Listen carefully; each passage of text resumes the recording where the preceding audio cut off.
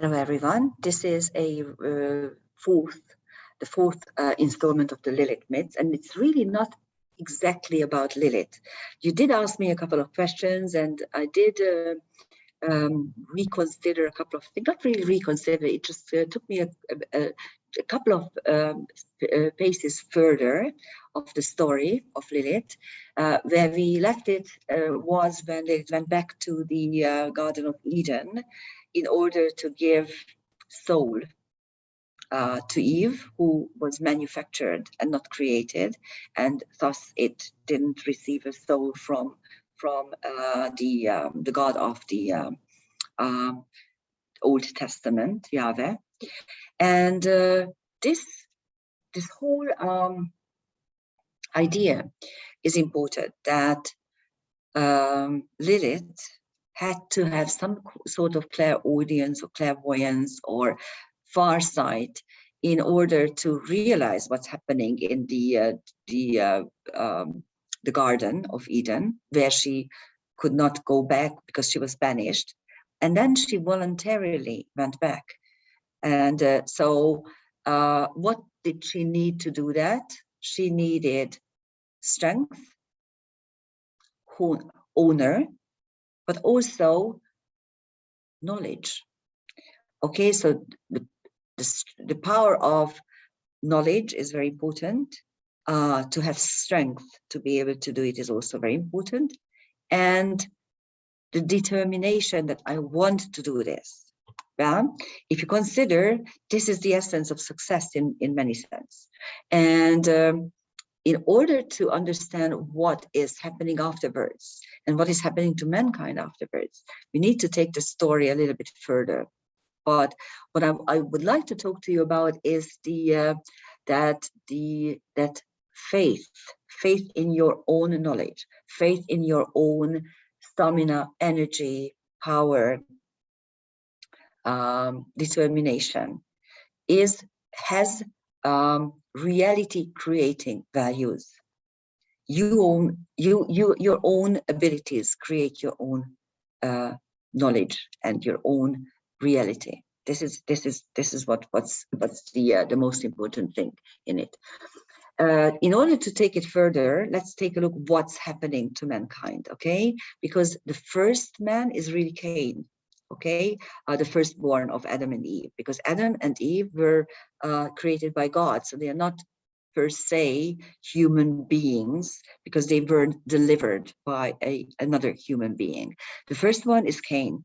I'm not going to take a look at the Cain and Abel story at this point, although it's a very fascinating story and it's a very short one. It's just a couple of sentences in the Old Testament, but it has such depth. The whole story has such depth about what is important.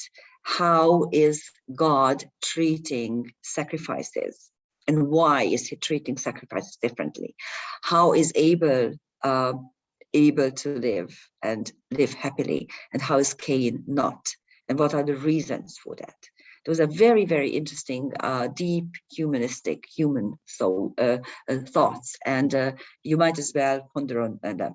What we are going to take a look at now is what happens to mankind afterwards. Because mankind is the result of we are the offspring of Cain, okay? We are the offspring of a murderer. So in the Old Testament, it states that humankind is the result of some horrible, horrible deed. And if you look around, this is exactly what you see. I mean, people are horrible. They treat each other like shit. They kill, they rob, they murder, they rape.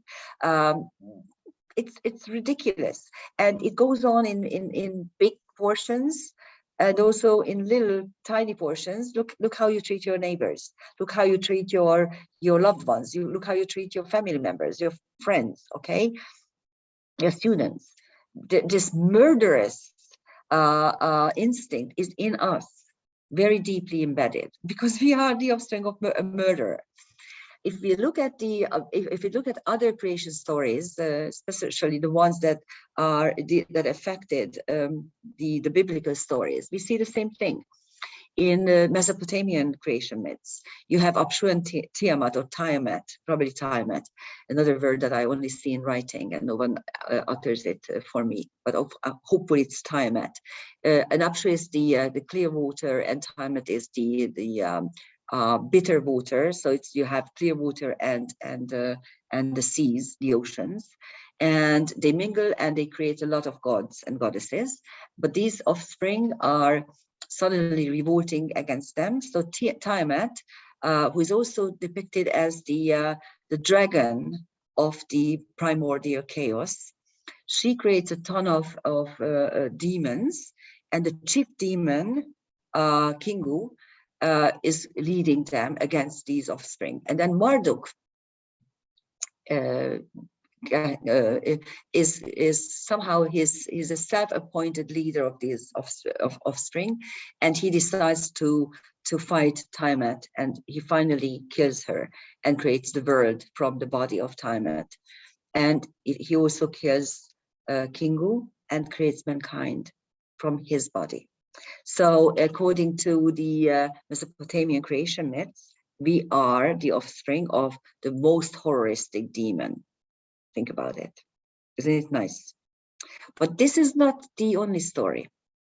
There's actually a very original creation story that was part of the Bible, and it was preserved for us in the Manichaeistic Bible, which was a very ancient story, and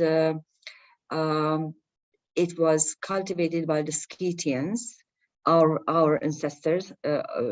Hungarians are predecessors, are coming from Scythians and the Huns, and these were the people who saved the original creation myth and the original non-Judeo-Christian version of the Christian religion.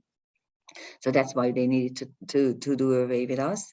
Very interestingly, when we were re-entering the Carpathian Basin in 900 BC, not BC, AD, sorry, the whole of Europe was against us, because we carried a message different from the Judeo-Christian message.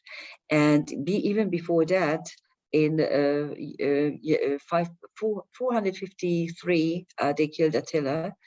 And to understand what happened there, you need to understand what happened during the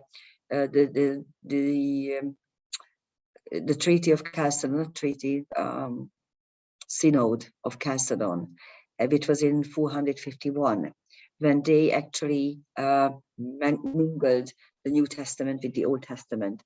The pretext was the Trinity, the concept of Trinity, Father, God, and Father, Son, and the Holy Spirit. But really, this is when they mingle the two types of religions together and create this version that we see nowadays.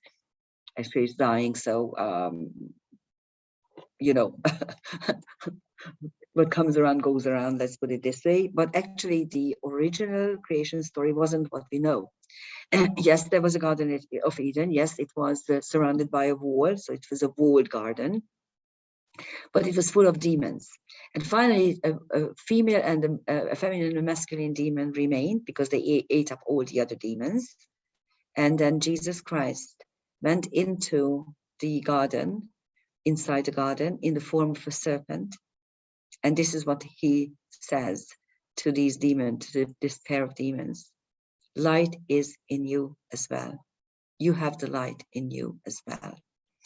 And this is a brilliant story, because it teaches us that light, enlightenment, is an important redeeming, saving grace. And what are we waiting for now? We are waiting for the winter solstice, when we will have the longest night, the shortest day, but then the light is going to turn, and we are going to celebrate light afterwards.